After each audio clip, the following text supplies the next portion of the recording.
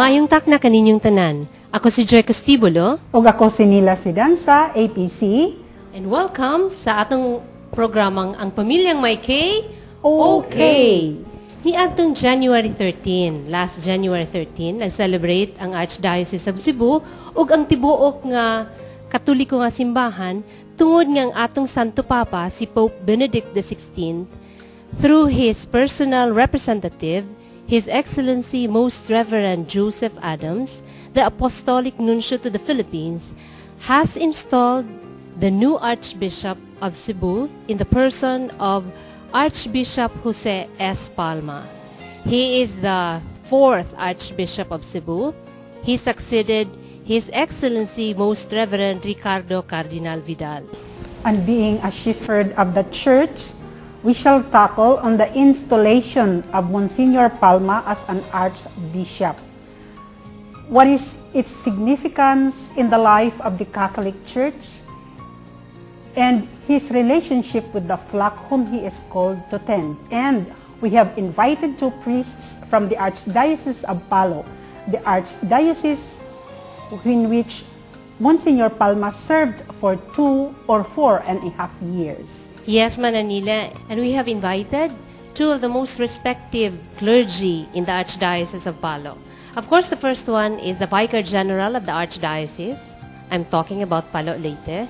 No less than Monsignor Bernardo Pantin. Welcome. Okay. Good day to everyone. And of course, beside him is the Commission on Worship, the Director of the Commission on Worship of the Archdiocese of Palo. He is from the Saints Peter and Paul Parish of Ormoc City, no less than Father Gilbert Orbina. Thank you, Joy. Welcome to our program, Father. Good day to all of you. Thank you. Yes, Mananila. Would you Yeah. like to throw the first question? Yeah, and I would like to ask first Monsignor Pantin, what is the manner of appointment of an Archbishop, or what are the necessary requirements in order to become a bishop or archbishop? Monsignor, before you answer that, can I ask you a little question, follow-up of the question of Mananila? Like, is the Archbishop a position in the Catholic hierarchy? The Archbishop is the head of an archdiocese because every diocese supposedly it is divided. Every diocese are divided into provinces. We call it ecclesiastical province. So the head of the ecclesiastical province is the Archbishop or in our archdiocese. So Cebu is an archdiocese, like Palo is also an archdiocese. So the head of the archdiocese is the Archbishop. Okay, so you may proceed with the answer. So the appointment of the Archbishop comes from the Holy Father. Usually, it is the task of the Apostolic Nuncio to prepare the names of those who are to be appointed as bishops or archbishops. The nuncio would prepare usually a terna. He would list 3 names, from all the suggestions coming from the bishops and from some of the clergy. It is the nuncio prepares 3 names, and he would present it to the Holy Father. The Holy Father would be the one to appoint. You mentioned about recommendations coming from the clergy and the bishop. In other words, is there a questionnaire, a survey conducted? Yes, it is the Apostolic Nuncio who would send, we call it there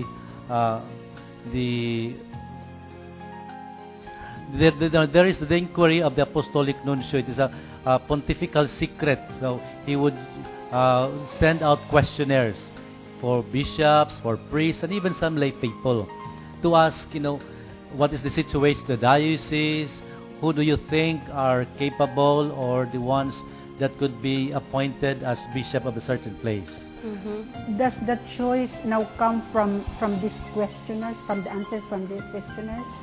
Yes, so the Apostolic Nuncio, from all the answers, he would collate them and he would choose, from among the names that have been given, he would choose 3 names. That is what we call now the terna. So it is brought to the Holy Father, and it is the Holy Father who would appoint the Archbishop or the Bishop for that place. Monsignor, before the appointment of the Holy Father, are there, what Mananila has asked you, are there qualifications one has to meet? Yes, of course, there are qualifications. For example, the minimum age to become a bishop is 35. And for the educational background, at least he should have a licentiate or doctorate in theology or canon law, or at least he must be well versed in his fields. But aside from that, he must be of good morals, he is outstanding in prudence, he must also be good in the apostolate and in concern for the people. Mananina, may I go to the installation rites? I would like to ask Father Gilbert, as he is fondly called Father Gilbert. Father Gilbert, there are parts of the rites, of the installation rites. What are these parts? And can you share with us, Catholics? Well, basically, the installation of a bishop or an archbishop involves two main rites only: the liturgical reception and the canonical possession.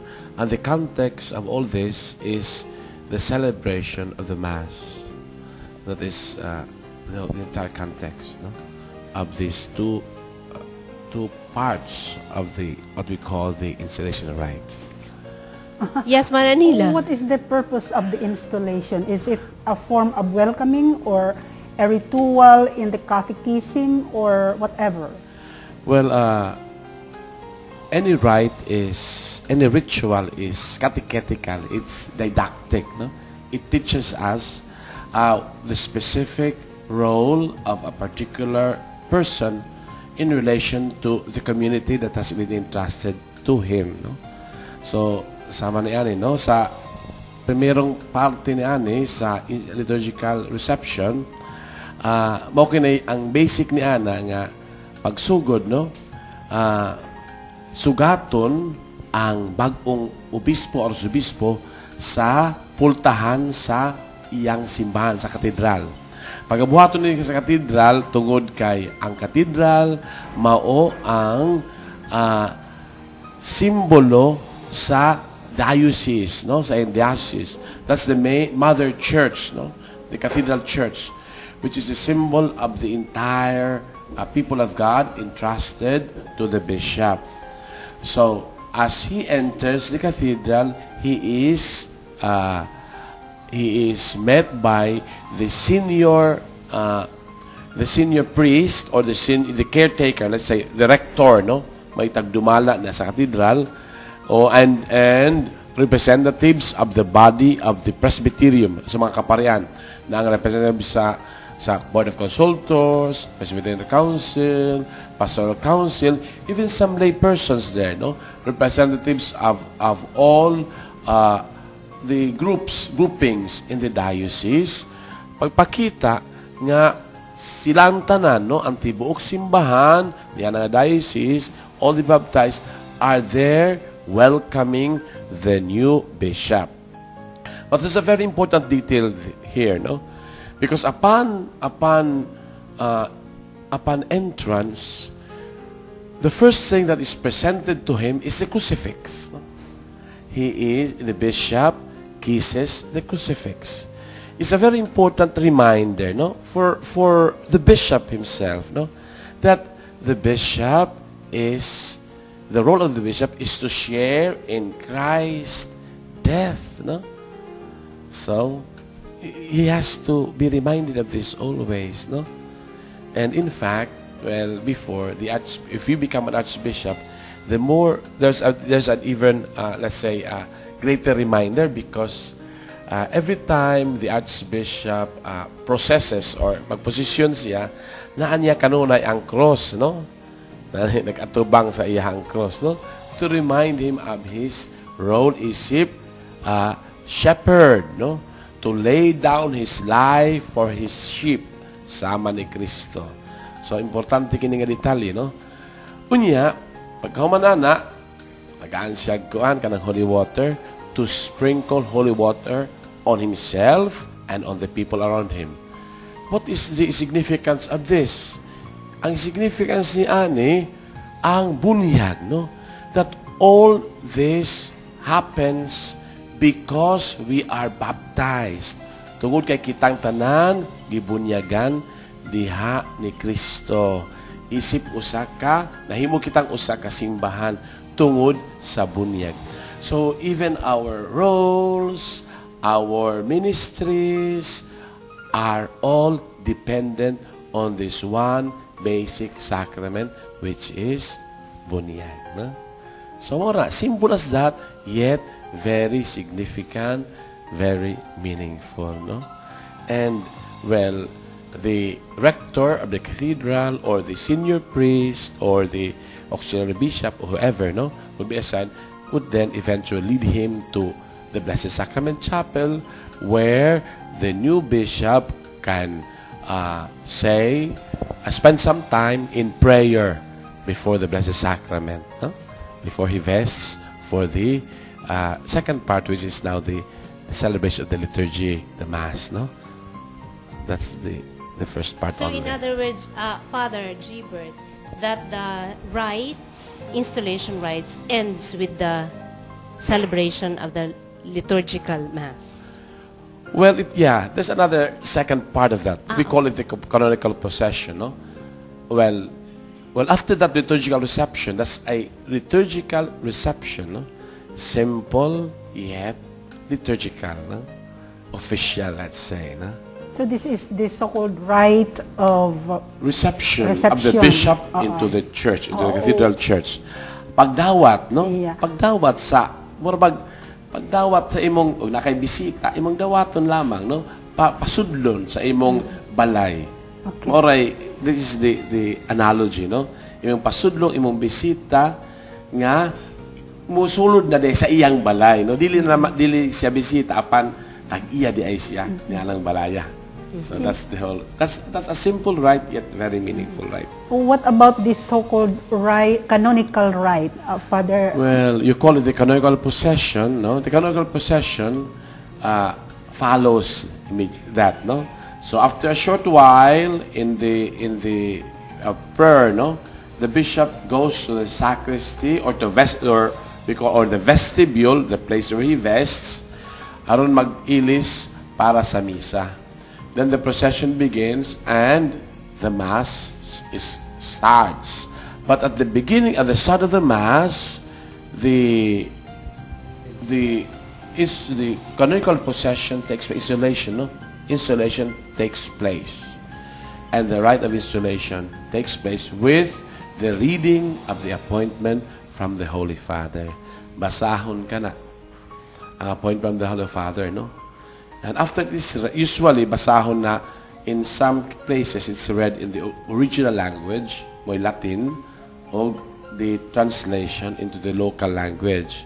English kaha, o Bisaya, o bisag unsa nga language nga, masabtan sa mga tao. Yung pagkahuman na natural, well, the people ascend by clapping their hands.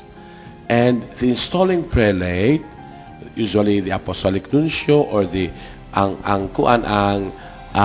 together with the previous bishop or the bishop emeritus, the retired bishop, no, would bring the newly installed bishop to his chair, meaning to the cathedra.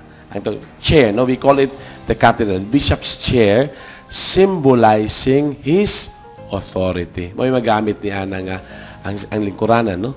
The symbol of authority. In other words, he assumes the duties and responsibilities as Archbishop. In a sense, it's like seating, no? You let him be seated. The sitting of the Archbishop, no? Palingkuron siya sa iyahang lingkuranan nga mo'y simbolo sa iyahang otoridad, no? Ayan. Thank you very much, Father. We will hear more about the shepherd and his flock after this short reminder. We will be back. Please stay tuned.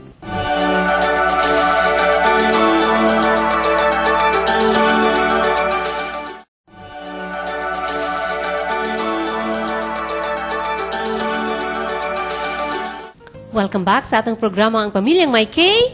Okay. Isumpay nato karon ang pangutanan nato mananila kang Father Gilbert. Father Gilbert has been mentioning about taking possession. What do you mean, Monsignor Pantin? I would like to throw this question to Monsignor Pantin. When we say taking possession in the canonical rite, what do you mean by that? the taking canonical possession of a diocese is the canonical, it makes the bishop now exercise, he'll be able to exercise now the power as a bishop in that diocese. Because the bishop becomes the bishop in the diocese when he's appointed. So he already has the acquired right to that diocese. But yet he cannot yet exercise his being a bishop in the diocese until he's installed or until he takes canonical possession of the diocese.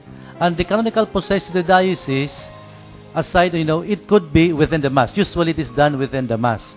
But it could also be done by just reading the apostolic letter, the letter of appointment from the Holy Father. It is read only in the front of the College of Consultors or the Board of Consultors. These are the priests who are the consultors in the diocese.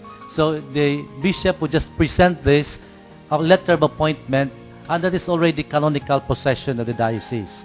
So he now, from that very moment on, he can now exercise his being a bishop there in the diocese. What makes the difference between archdiocese and diocese? So the archdiocese is the more senior, or the more, it is the seat of the provincial or the metropolitan province. It is the seat of the metropolitan province. So the archbishop has the preeminent role in the diocese, in that archdiocese. So he is the first among the bishops there. Although there are no other powers over the dioceses except a very few. For example, when the diocese becomes vacant and the priests are not able to elect right away a diocesan administrator, then it devolves on the metropolitan archbishop to appoint from among the priests who will become the administrator of the diocese. But in other cases, he is the first among the bishops. So murag kuan na siya, murag pinaka-taas siya sa tanan ng mga obispo diya sa metropolitan province. So it is an honorary role because he is in charge of an archdiocese. You mentioned about the metropolitan province. What does it compose? So for example, the metropolitan province of Cebu is composed not only of the archdiocese of Cebu, it also includes Tagbilaran, Maasin, Talibon, Dumaguete, I think. So daghan di ay dili lang gyud di ay exclusively sa Cebu City. Not necessarily. Pares kaya po sa Palo, the Archdiocese of Palo is composed of Naval, Borongan, Calbayog, and Catarman. So kaning mga bishops aning mga dioceses under ni sila sa archbishop. Under sila sa archbishop. Pero ang power nila sa diocese, ang obispo mismo ang head dito sa diocese nila. So sa mga obispo lamang, siya ang ang archbishop, siya morag ang head sa mga obispo diya sa metropolitan province. Ms. Father Gibber, would you like to add more? Marag, if you take out kanang analogy lang kini ha. Ang simbahan man God mo, marag simbahan, marag kompleto man gud na siya. Marag, if you look up a local church, diocese kana, local church, marag, we'll just say kuan kana kining lungsod o saka lungsod, no? O saka kompleto na siya. He has his own laws, his own pamaagi na bisag taxation pwede ka na siya. Murag sama ka na sa diocese, no? Daghang mga lungsod, several group lungsod, no? They can kuan ang metropolitan province, no? Purag probinsya. Apan ang diferensya ani lamang kay kaning mga ang dili sama sa gobernador ha, kay ang gobernador lay mangilabot man sa mga lungsod. Ang archbishop mura lang siya senior diha, siya coordinator lang kumbaga. Senior lamang siya pero di siya manghilabot sa laing mga probinsya di siya pwede manghilabot sa mga diocese. Ang manghilabot lamang siya to coordinate sa mga common, tingali nila na common nga paghisgutan, na common nga mga concerns, siya magpatawag. Para apan sa pagpamalakad diha sa suhod, wa siya labot ana, di siya manghilabot. So he's just the first among equals, kumbaga. Sa mga na. Okay, Father, let me go back to the installation rites. You mentioned about that it's attended by clergy, by the apostolic nuncio, and some of the lay. Or kami invited mi di ay. What is the importance or the significance of our attendance? Importante ka na kay ang simbahan, dili lamang pare, no? simbahan is composed of tanan nga gibunyagan, no? All the baptized. Unyas kita isip mga gibunyagan, daghan tay mga ministries, no? Lain-lain tag mga roles sa sulod sa simbahan. And we complement and help one another. We minister to one another aron kitang tanan maluwas. Ano na importante, no? So, we help one another in witnessing to Christ, no? Lain-laing ministries diha sa sud sa usa ka simbahan. Busa kay ang obispo nato, obispo na alang sa tanan, dili lamang sa mga pari, kinahanglan gyud importante gayud nga naa ang presensya sa mga laiko. Kanang dili lamang mga pari, no? So, that's why importante kaayo, although dili required because we know there are other reasons nga na may mahitabo, no? For example, special cases or nga gingon ni sulti ni Monsignor Bernie nga pwede man nagbasahon lang appointment sa Fund of College of Consultors. It's already canonical possession. Upon we go to normal process, kinala naagud tanan, no? Kaya nga, and in the context of the Mass, kaya nga, no, kang ang misa, mamanggod na ikanang timailhan, no? Sa simbahan, expression, no? Expression sa unsa gayud ang simbahan, no? Ang simbahan is hugpo sa mga tawo nga giluwas, no? Unya kanang misa mao pa kini atong kanang timaan man buhaton man sa pagluwas sa tawo. So diha kana nato pagabuhaton kini in the context usually of the liturgy, no? Ilabi na sa santos nga misa. Speaking of a church, Father, I have heard of us saying that there is no church without a bishop and there is no bishop without a church. Now, which comes first, the bishop or the church? I think Monsignor Bernie has to answer this. Ang nauna, of course, ang mga tao, the people of God. Kay gani, sa simbahan karon, siyempre, maunaw sa bubunyagan. So, dili ka pwede magpari kung dili ka bubunyagan. So, ang magpari, gikan sa mga tao. So, maunaw sa ang mga tao. But then, of course, kaya mga tao, ang people of God, ang mag-lead yun kanunay, ang obispo. Because the bishop is called the shepherd of the church, of the people of God there. But of course, the bishop comes from the people themselves. So, but yun siguro gyapon kana siya. Mauna ang mga tao. Pero sa pagsugod yun, diha ang obispo. Kay ang gitudlok ni Kristo, ang mga apostolis man, gingnan niya, go to the world and baptize them. You know, in the name of the Father, the Son, and the Holy Spirit. Teach them everything that I've told you. So, nauna ang mga apostoles. So, sila nag-preach the Word of God, naka-convince yung mga tao, they form the community, the people of God. So nauna yun ang mga obispo. So, nauna kaya ang community. Probably nauna ang church. Simbahan. Dili kayo man si Jesus, you are Peter, you are rock, and upon this rock I will build my church. So nauna yun ang obispo. Kasi gano'n saan? Si Peter. Siya dito mahuman-ani, pero kinsa may nauna, the chicken or the egg? Pero mga tanaw nga, Father Gilbert, we have been talking about installation of an archbishop, the people, the lay people. Kadtong bayaan sa archbishop, just in case of vacancy in the archbishop, or what do you call that, in that position, who takes care of the archdiocese? Well, the Holy Father should appoint immediately. But anyway, in the meantime, naanay provision ang Balaod Simbahan. Si Monsieur Bernie can talk about it. Okay. So, samtang wala pa yung obispo nga gi-appoint, the law provides that the College of Consultors will elect among themselves a diocesan administrator.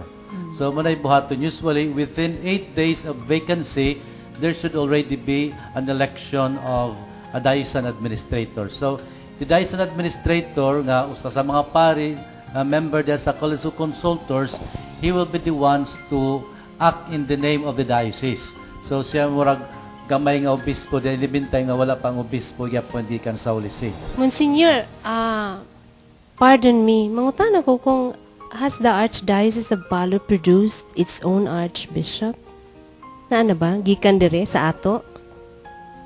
Gikan sa Palo, well, ang una nato, si Cardinal Rosales.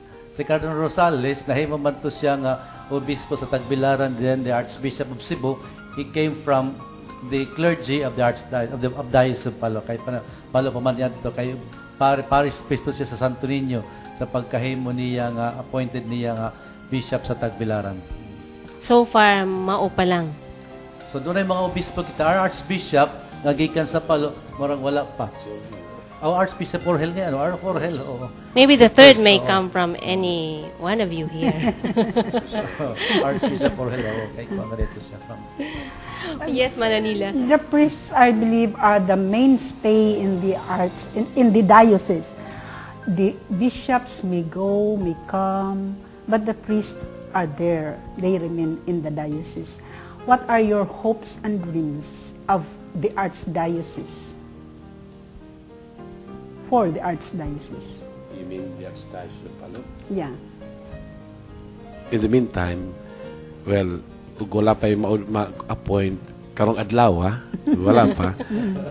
Mag-ampo kita, no? Kapadadaan kita sa Ginoo o bagong shepherd. Importante ang shepherd, no? Importante. And what do you expect from the next shepherd? Daghan ta expectation, pero depende sa mga grupo, no? Ang importante nga naatay obispo.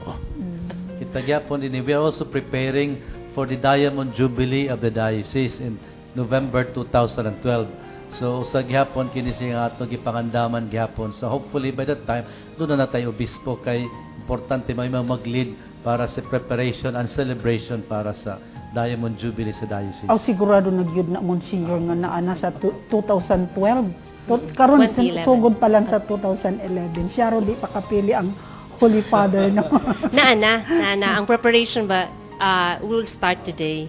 Kasi naman itong preparation nato. So we are in the second year of preparation for the Diamond Jubilee.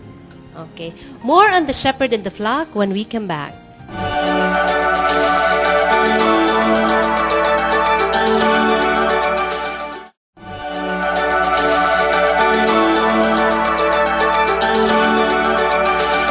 We are still in the episode The Shepherd and the Flock here on Ang Pamilyang May K. Okay, Mananila. Yes, Joy. Ang simbahan, ang kasagaran nga miyembro mao ang mga laiko. Unya gipanguluhan sa obispo down ngadto sa mga arsobispo down ngadto sa mga obispo ug mga pari. Unsa man ang ato kahang ang amo kaming mga laiko, Monsignor Panten ug Father Gilbert, ang among angay nga buhaton aron ang obispo, ang arsobispo ug ang mga pari maging more responsive, kanamurag inspired sa ilang paging leader sa pagpalambo sa simbahan nga gitukod ni Kristo. Okay, Atenida. Ang una sa tanan, no, we have to make the important clarification. Maitong yung pangutana kay ang uban, ang ilang una-una sa simbahan, ang mga obispo, mga kaparian lamang. Delikado ka na, sayop ka na panghuna-huna bisag sa mga periodiko ato mabasa the church, meaning bishop sa kana o mga pare, mga religious, dili kitang tanan. Kita ang simbahan, lain-lain kitag mga charisms, lain-laing roles. Wala. Isip siguro kami bisag ako isip sa kapari, kamo isip mga malayko, no? Unsa may atong mabuhat sa pagtabang sa atong obispo aron matuman niya yang role isip obispo. Unsa tanan kinahanglan mag-ampo, no? Para nako nga mag-ampo. We have to pray for our leaders, no?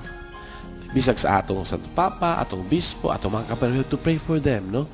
And they will always be open to the Spirit, no? Na makatuman sila pod sa kabubutan sa Ginoo, no? Importante kana. Ikaduha, kinahanglan po nato suportahan ang tanang mga proyekto, ang katuyuan, the thrust, no, sa diocese, no. Daghan trabaho unon sa diocese, sa simbahan daghan kaayo. Apan importante nga ug mao kini kanang murag ang kasabutan nga atong buhaton karong panahon na ay kinahanglan suportahan kini nato tanan, no. We have to, well, we understand there are many concerns, but if this is the specific concern for a particular time, importante that we should be supportive of this, no? Kay dili man para niya lamang, para sa obispo lamang. alang mani kanatong tanan o sa atong kaluwasan. So mo na duha ka puntos nga which I would like to emphasize. Na matingali daghan pero kaning duha akong emphasize. Bernie?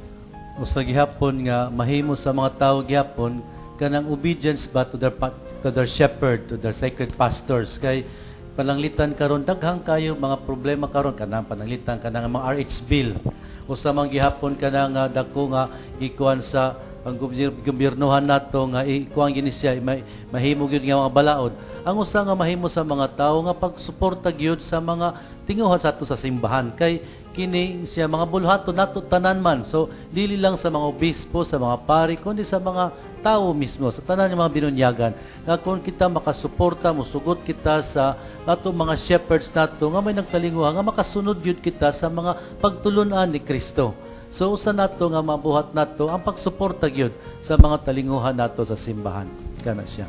Mananila, we just heard from Father Gilbert and Monsignor Bernie nga Father Gilbert has expounded already the role, our roles as lay. Nga dili lang ang atong pangadji para sa ato ang kaugalingon, sa atong pamilya. We should include all the Kay clergy. kita ra ba no, kita kasargaran ra ba sa ato no nga mga layko, magampo gali ta kanunay lang pangayo para sa atong kaugalingon sa atong pamilya o sa mga tao nga nagpaampo nato. Makalimutan nato nga ang mga pari, ang mga obispo nagkinahanglan gyud kaayo. The more that we need prayer for ourselves, all the more that the priest, the clergy need our prayers. O syempre naman mana, kinsa pa may magtudlo nato kung wala na sila. Kung walay mo sulod sa pagkapare. Ang muagak mugawas ang pare o sa kapare. O kinsa pa may magdala ngadto sa ato sa Unya dili lang ta makontento sa prayer.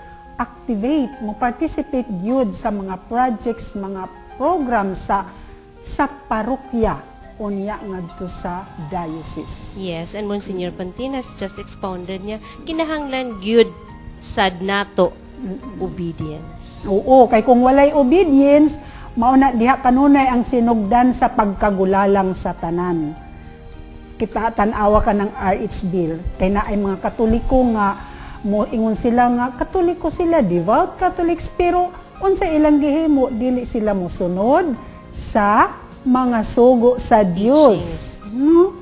Ang mga gitudlo sa simbahan kanato ang gitawag nga magisterium, ginadili ang pag-abort, ang paggamit sa contraceptives, pero kita nga mga Katoliko kusog tang mukalawat og komunyon, and yet we are participating we are doing this artificial birth control, pero dili ko mo gamit ha, Joy.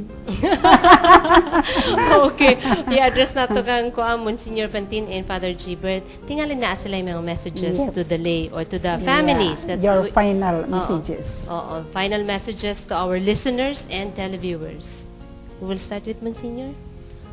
So karon pananglitan karon ni ato gi-install ang bagong arsobispo dito sa Cebu, si Most Reverend Jose Palma. Kunya diri sa aton sa Archdiocese sa Palo, wala pa tagyapon tayo obispo. Ang ato lang nga kitang tanan magtinabangay kitang tanan, ang mga tanan mga binunyagan. So gikan sa laiko, sa mga pari hangtod ngadto sa obispo kay kita man nagkumpuso sa simbahan. So kita mismo nakakanato tanan ang kaugmaon sa simbahan. So pananglitan ang pag-promote sa mga bukasyon nga dunay magpari. So nagagikan ka na gikan sa pamilya ka na siya.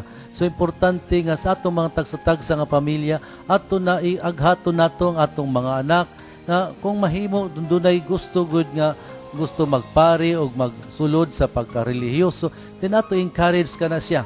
Kay mo kini siya magpalambo sa atong simbahan. Kay kung wala na, ada kaingon pa nimo, takin sa mga kahay mag-lead pa sa simbahan. Kay nagadepende man tagad mamagikuan ni tukod ni Kristo nga pinagi sa mga pari, sa pinagi sa sakramento, sa orders, sa orden, diha magpadayon ng simbahan. So nanginahanglan gyud kag mga tawo nga anaa maghatag silang kinabuhi para sa simbahan. So thank you, Monsignor Bernie. Katong gustong magpari, dili ang ginikanan ang gustong magpari, no, Joy? Mananila, pangutan na naman nato si Father Gilbert. Kini si Father Gilbert, daghan ni ma-advise sa atong mga televiewers and radio listeners. Gikan good ni sa Our Lady of Lourdes Parish, Tacloban City. Sige, Father G. Bird. Okay, tungod kay ni Amanta sa kaning programa ang pamilya nga may kay okay, I would like to say this, no, to address my concerns to the family, no. Our leaders in the church come from our families, no. Ang atong mga binunyagan comes from their families. Importante gayud nga our families should never give up the role isip pamilya, no. Ang mahitabo manggod karon tungod kay dili na ang mga pamilya murag they give up, no. Gitugyan lang ilang role isip pamilya, musulod na kining mga gobyerno, ang ubang pa mga grupo, mga filosofiya. Apan kung ang atong mga pamilya lig-on, then dili ni mapukan bisag unsa lamang, no. I think it should be the other way, not the other way around. It should be the family, no, the basis of society, the basis of the church, no. Og malig-on ang lig-on atong pamilya, lig-on sad ang atong simbahan, lig-on ang atong katilingban. Daghang salamat, Father Gilbert. That was very enlightening and inspiring. Lig-on nga pamilya, lig-on nga simbahan. Pero what makes a family and a church lig-on? Prayer ba? All factors. Yeah. Prayer niya support sa simbahan. Mga higala, before we end this episode, the shepherd and his flock, we would like to give you the letter, the apostolic letter from His Holiness Pope Benedict XVI sa iyang pag-appoint kang Archbishop Jose S. Palma as Archbishop of the Archdiocese of Cebu. Let's hear this.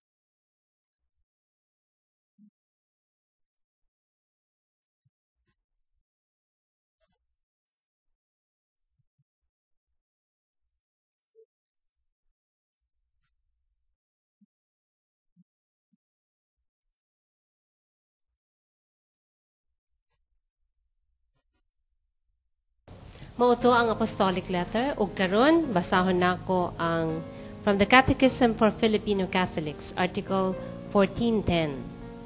It reads, "The bishops, as successors of the apostles in the role as teachers and pastors, together with their head, the Supreme Pontiff, and never apart from Him, have supreme and full power of the universal church. But this power and leadership of the hierarchy is a ministry of service by which our Lord Jesus Christ is present in the midst of the faithful. We would like to give now our special thanks to our two special guests, si course. Monsignor Bernie Pantin and Father Gilbert Orbina. Thank you very much for coming to our show, ang Pamilyang May Kay. Okay, I know you are very busy, but then you answered, you responded to our invitation. Thank you very much.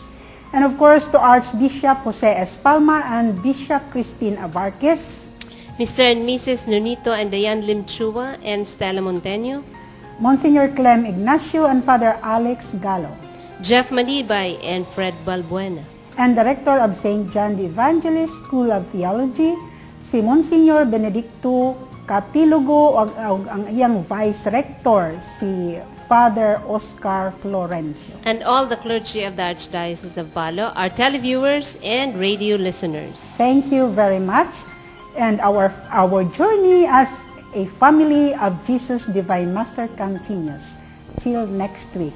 Should you want us to discuss topics na gusto ninyo nga amo pagdiskusyonan diri sa ang Pamilyang May Kay, okay? Just text or call Sister Gemma Ria de la Cruz 0506-556-3132 or call 053-523-1113. Kung doon na mo'y mga requests, mga prayer requests during our full-line hour of adoration, we will include them. Just text the same number to Sister Gemma de la Cruz. Joy? Tapusin nato natong programa yun, usa nga pangadi. In the name of the Father, and of the Son, and of the Holy Spirit. Amen. Amen. Lord God, we thank you for the gift of family. We acknowledge that our image and name as family come from you. We believe that within our family lies a homemade holiness. We affirm that it is in this household of faith that we experience your presence, your forgiveness, and your love. We are family. We give thanks to you for the many joys and blessings that have come to us. Show us that you are always with us. When we work and when we rest, bless our life and give us good health. Grant us the grace to always uphold our family and life, to protect the unborn, to guard the cradle of the newborn, to form the young and guide their vocations. May we always strive to appreciate the diversity of each one of us.